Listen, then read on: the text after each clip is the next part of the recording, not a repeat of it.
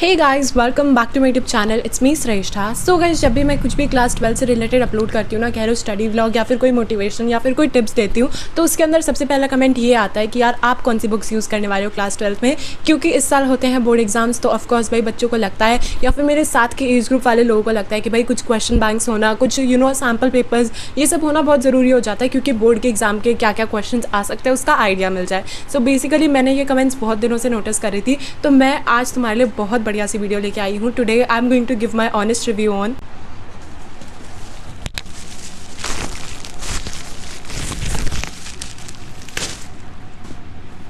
This Oswaal books. Basically यहाँ पे मेरे पास पॉलिटिकल साइंस, हिस्ट्री और इंग्लिश की बुक्स रिसीव हुई है, एंड इस वीडियो के अंदर मैं उन्हीं 3 बुक्स का रिव्यू देने वाली हूँ। क्या क्या इस बुक में इंक्लूडेड है, क्या क्या लिखा गया है, क्या क्या क्लेम किया गया है कि इस बुक में होना चाहिए। सो वो सब चीज़ें तुम्हें इस वीडियो के अंदर मिलेगी। Now without any further do, let's get started. So guys, अभी कुछ ही दिनों पहले मेरे को ये पार्सल रिसीव हुआ था, एंड इस पर सील लगी हुई आई थी, जो कि मैंने खोल दी थी because I was super excited to open this. Now let me tell you, this is the book. Basically ये है CBSE question bank chapter wise and topic wise solved paper from 2016 to 2025। Basically यार इसमें वैसे तो मैंने बाकी books में usually देखा है कि सारी चीज़ें चैप्टर वाइज होती है, बट इस बुक में हमें टॉपिक वाइज एक्सप्लेनेशन भी देखने को मिलेगी, उससे रिलेटेड क्वेश्चन देखने को मिलेंगे, जो कि तुम्हें आगे वीडियो में पता चलेगा। सो बेसिकली ये तो अभी मेरे पास हाथ में पॉलिटिकल साइंस की है। अगर मैं इसके पीछे देखती हूँ तो इस पर लिखा है कि why is this the book you need. Basically ये बुक की क्यों चाहिए तुम्हें। सो बेसिकली इस पे लिखा है कि इधर गाइडेड लर्निंग मिलती है, इफेक्टिव रिविजन होती है, competency practice, yes which is very important, क्योंकि अभी जैसे सीबीएसई का नया पैटर्न आता चला है ना कॉम्पिटेंसी बेस्ड क्वेश्चन पर, तो उससे रिलेटेड क्वेश्चन भी तुम्हें इस बुक में मिलेगा। साथ ही साथ सेल्फ असेसमेंट मिलेगा, which is again a very nice feature kind of thing. Next है इंटरेक्टिव लर्निंग। अब तो चलो इस बुक को मैं तुम्हें ओपन करके दिखाती हूँ एंड बताती हूँ इस बुक में क्या क्या है। सो गाइस, अब मैं तुम्हें सबसे पहले दिखाने वाली हूँ, ये पॉलिटिकल साइंस की है। बेसिकली जैसे कि मैंने बताया, यहाँ पे लिखा हुआ है CBSE question bank chapter wise and topic wise solve papers from 2016 to 2025, जो कि है क्लास 12 के लिए पॉलिटिकल साइंस के सब्जेक्ट के लिए। अब सबसे पहले हम अगर ये बुक खोलते हैं ना, तो सबसे पहले तो वही इंट्रो पेज है, उसके बाद यहाँ पे कुछ कंटेंट्स लिखे गए हैं, एंड इसके बाद यहाँ पे है सिलेबस, मतलब 2026 बोर्ड एग्जाम का सिलेबस यहाँ पे बताया गया है कि क्या क्या सिलेबस आने वाला है। ठीक है, 40 मार्क्स की हमारी एक बुक होने वाली है, 40 मार्क्स की एक और बुक होने वाली है, एंड टोटल 80 हो जाता है। सो ये तो बेसिकली रहा हमारा सिलेबस। उसके बाद एक एक चैप्टर का डीपली सिलेबस भी बताया गया है, which is again amazing thing. इसका एक और पेज आता है, एंड उसके बाद यहाँ पे बताई गई है प्रैक्टिस स्ट्रैटेजी, जिसको तुम पॉज करके एक बार रीड कर लेना। अब यहाँ पे बेसिकली कुछ और चीजें हैं, and now let's come to the main thing, which is CBSE board examination 2024 political science solved paper. Basically class 12 का है ये, एंड इसमें स्टार्टिंग में ना पहले कुछ सॉल्व्ड पेपर्स दे रखे हैं, जैसे कि ये पहला पेपर है, ऐसे करके कुछ सॉल्व पेपर्स है। बट अभी के लिए we will directly move on to the chapter part. तो बेसिकली वहाँ पर मैं तुम्हें दिखाने वाली हूँ कि कैसे सारी चीजें टॉपिक वाइज बताई गई है। अब यहाँ पे हमारी पहली वाली जो बुक है politics in India since independence, वो वाली बुक का चैप्टर 1 है ये, एंड ओवरऑल ये चैप्टर 8 है, मतलब इस बुक का चैप्टर 8 है, वैसे बुक में एनसीईआरटी में चैप्टर 1 है ये। तो सबसे पहले यहाँ पे तुम सिलेबस देख सकते हो, इस चैप्टर में तुम क्या पढ़ोगे वो चीज़ें लिखी गई है, एंड लिस्ट ऑफ टॉपिक्स भी बताया गया है यहाँ पे। ठीक है, अब जैसे कि जिस चीज़ के लिए मैं बहुत ज़्यादा एक्साइटेड थी, which was topic wise explanation, जो कि यहाँ पे तुम देख सकते हो। Topic 1 challenges of the new nation partition and it's consequences, उसके बारे में पूरा मतलब जो बुक में इतना बड़ा लिखा हुआ है उसको समराइज करके बताया गया, which is again an amazing part. उसके बाद my most favourite thing is this mind map. मेरे को माइंड मैप्स बहुत ज़्यादा पसंद है, मेरे को बहुत ज़्यादा क्रिएटिव लगता है, and I really love to study from mind maps. तो यहाँ पे पूरे चैप्टर का माइंड मैप दिया हुआ है, आई गेस यस, इस पूरे पेज पे पूरे चैप्टर का माइंड मैप दे रखा है, बिकॉज हमें लास्ट टाइम रिविजन के लिए काफ़ी ज़्यादा हेल्पफुल होता है। अब देखो यार, यहाँ पे टॉपिक लिखा हुआ है, तुम देख सकते हो यहाँ पे टॉपिक की एक्सप्लेनेशन है, यहाँ पे नोट्स लिखे हुए हैं टॉपिक के।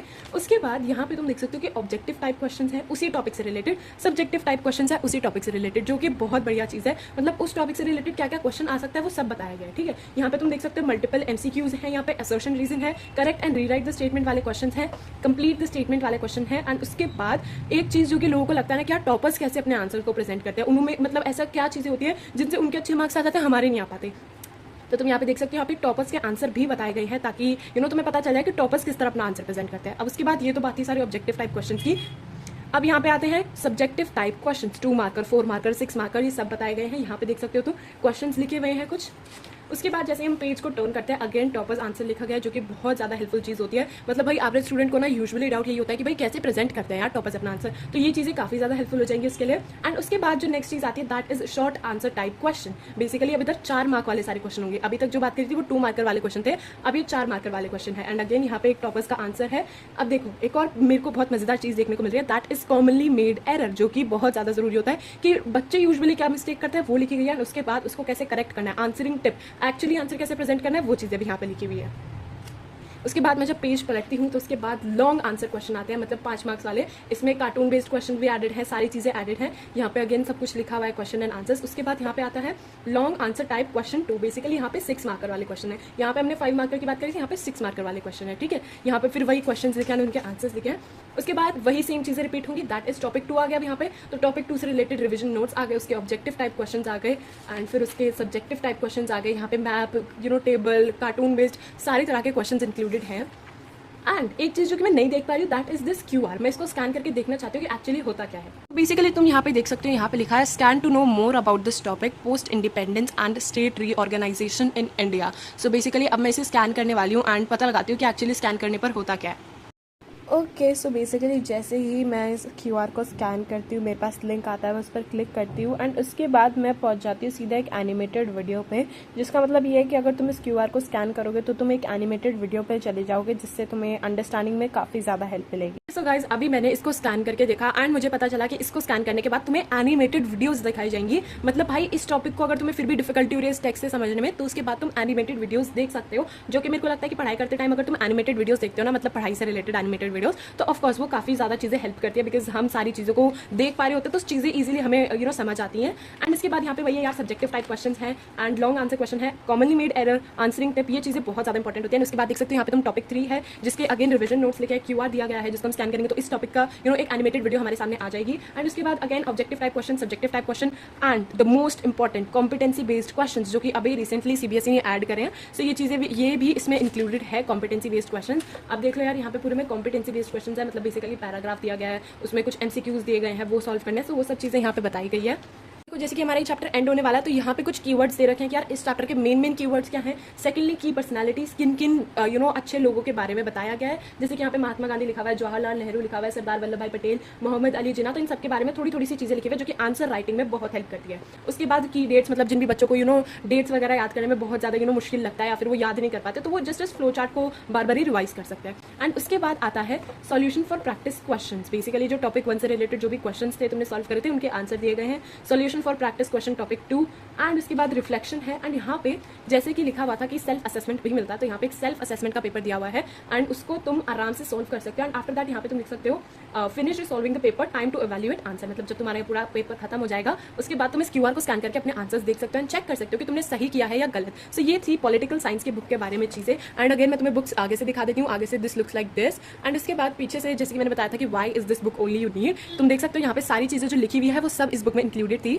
सो गाइज, नेक्स्ट बुक जिसका हम रिव्यू देने वाले हैं, that is of English. Again इस पर ये लिखा है CBSE question bank, chapter wise and topic wise solved paper from 2016 to 2025 with 2025 board papers fully solved. मतलब 2025 का जो अभी रिसेंटली बोर्ड एग्जाम हुआ था, उसके भी बोर्ड पेपर देखने को मिलेंगे, दैट टू सॉल्व। एंड ये इंग्लिश का है एंड ठीक है। अब जैसे कि हम ये बुक खोलते हैं, यहाँ पे अगेन कुछ कंटेंट हमें दे रखा है। फिर उसके बाद जैसे ही हम थोड़ा सा पेज को टर्न करते हैं, उसके बाद सिलेबस बताया गया है कि क्या सिलेबस है, section A, section B, section C। And ये सिलेबस जो है वो 2026 बोर्ड एग्जाम के लिए बताया गया है। एंड जैसे ही हम पेज को टर्न करते हैं, अगेन यहाँ पे कुछ सिलेबस ही बताया गया है। एंड यहाँ पे फिर है practice strategy, how to download solution using the scratch card, जिसको तुम पॉज करके एक बार रीड कर लेना। And the most aesthetic part is this, मतलब यहाँ पे डेली प्लानर दिया हुआ है, टू डू लिस्ट है, गोल्स फॉर द डे है, नोट्स है फॉर टुमारो, कल क्या करना है, शेड्यूल क्या रखना है, डेट, मंथ, कैलेंडर, सब चीज़ें दे रखी है, जो कि बहुत ज़्यादा क्यूट और एस्थेटिक है। मेरे को ये चीज़ काफ़ी ज़्यादा सही लगी। एंड उसके बाद आते हैं यहाँ पे, सो जैसे कि उस बुक के अंदर सबसे पहले कुछ क्वेश्चन पेपर्स थे, सॉल्व पेपर्स थे, तो उसी तरह इधर भी सबसे पहले ये देख सकते हो तुम सॉल्व पेपर ऑफ 2025, मतलब रिसेंटली जो बोर्ड एग्जाम हुआ था उसका इंग्लिश का पेपर है ये, ठीक है। तो ऐसे करके स्टार्टिंग में तो हमें कुछ सॉल्व पेपर्स देखने को मिलेंगे। एंड उसके बाद सबसे पहली चीज़ जो यहाँ पे आती है, that is reading skills. Reading skill के लिए एक माइंड मैप दे रखा है, जो कि mind maps are my favourite, let me tell you. तो मेरे को माइंड मैप काफ़ी ज़्यादा सही लगता है। तो रीडिंग स्किल्स के लिए क्या क्या टिप्स होती है, क्या क्या चीज़ें हैं, वो सब चीज़ें लिखी गई है। उसके बाद कुछ सारे रीडिंग स्किल्स के जितने भी टॉपिक हैं उनको अच्छे से एक्सप्लेन किया गया है। जैसे कि तुम यहाँ पे देख सकते हो, यहाँ पे सबसे पहले अनसीन पैसेज है, यहाँ पे कुछ लर्निंग ऑब्जेक्टिव्स लिखे गए हैं, इंट्रोडक्शन है, टाइप ऑफ कॉम्प्रीहेंशन लिखा है, न्यूमोनिक्स लिखे हैं, फंडामेंटल फैक्ट्स लिखे हैं, रिमेंबर वाले पॉइंट्स लिखे हैं, and again factual, descriptive, literally passages, ये सारी चीज़ें इधर बताई गई है। अगेन टॉपर्स आंसर, जो कि काफ़ी ज़्यादा हेल्पफुल होता है। मतलब भाई इंग्लिश में भी काफ़ी बच्चों को ये डाउट रहता है ना कि भाई कैसे टॉपर्स प्रेजेंट करते होंगे अपना answer. So here is a glimpse, जिससे तुम जान सकते हो कि भाई हाँ, टॉपर्स एक्चुअली ऐसा प्रेजेंट करते हैं और हमें भी ऐसा करना चाहिए। समझ रहे हो, वो वाली चीज़ है।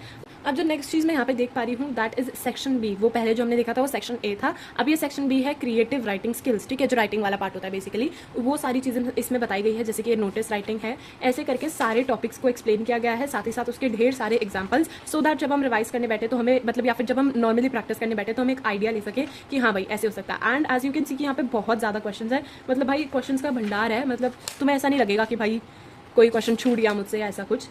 एंड उसके बाद आता है हमारा लिटरेचर पार्ट, मतलब सारे चैप्टर्स होंगे यहाँ पे। ठीक है, तुम देख सकते हो इंट्रोडक्शन दिया गया है, फिर समरी दी गई है। अगेन तुम इसको स्कैन करके चैप्टर की एक एनिमेटेड वीडियो देख सकते हो। एंड उसके बाद जैसे कि उस चैप्टर से रिलेटेड ऑब्जेक्टिव टाइप क्वेश्चंस हैं, यहाँ पे सब्जेक्टिव टाइप क्वेश्चंस हैं, टॉपर्स के आंसर जो कि बहुत ज़्यादा हेल्पफुल रहते हैं, commonly made error answering tip. And उसके बाद सॉल्यूशंस वगैरह बताए गए हैं, जो भी मतलब क्वेश्चंस थे उनके सॉल्यूशन। एंड ऐसे करके बाकी चैप्टर्स के भी objective type question, subjective question, introduction, summary, reflection and की पॉइंट्स टू रिमेंबर, ये सब चीज़ें बताई गई है। सो गाइज यहाँ पे मैंने तुम्हें 2 बुक को डीपली बता दिया है कि क्या क्या चीज़ें इन बुक्स में हैं, जो लिखा गया है कि इस बुक के अंदर होनी चाहिए वो चीज़ें एक्चुअली में प्रेजेंट है भी या नहीं। एंड जैसा कि तुम लोग पूछते हो रहा कि भाई मैं कौन सी बुक्स यूज़ करने वाली हूँ, then for sure I am going to use these Oswaal books. So basically मैं यही यूज़ करने वाली हूँ अपने क्लास 12 के बोर्ड एग्जाम्स के लिए। एंड अगर तुम्हें भी ये बुक्स बाय करनी है देन नीचे डिस्क्रिप्शन में लिंक दिया गया है, you can buy this book from there. And और भी सब्जेक्ट्स के होंगे, अभी के लिए मेरे को सिर्फ यही 3 रिसीव हुए हैं क्योंकि आउट ऑफ स्टॉक थी, बाकी वाले समझ जाओ तुम। ठीक है, एंड उसके बाद अगर तुम्हें क्लास 10th 11th 12th से रिलेटेड नोट्स चाहिए, क्योंकि बहुत कमेंट्स आ रहे थे कि नोट्स भी चाहिए, तो तुम नोट्स भी जाके ले सकते हो, मेरे खुद के नोट्स होंगे वो, तो उसका लिंक तुम्हें पिंड कमेंट सेक्शन साथ ही साथ डिस्क्रिप्शन में मिल जाएगा। सो एक बार चेक ज़रूर करना, क्योंकि मैं अपने व्हाट्सअप चैनल पे अपलोड करती हूँ, सो तुम्हें व्हाट्सअप चैनल को सब्सक्राइब करना पड़ेगा। एंड जैसे जैसे मैं 12th के नोट्स बनाऊंगी वैसे वैसे मैं शेयर करती जाऊँगी, तो उसके लिए भी तुम्हें मेरे को व्हाट्सअप चैनल पे फॉलो करके रखना होगा। And guys again I am telling you these book are actually very helpful. तुम देख सकते हो कि एक एक चीज़ कितनी तरीके से समझाई गई है, क्या क्या ऑर्गेनाइज्ड वे में सब कुछ दिया गया है। डू लेट मी नो कि आज की वीडियो तुम्हें कैसी लगी। So yes guys, that is it for the today's video and I hope you guys enjoyed watching today's video. If you really did so then do not forget to like, share, comment and also do subscribe to my channel, because it really motivates me a lot to make this types of new videos. हम मिलेंगे हमारी next video में, तब तक के लिए take care and bye bye.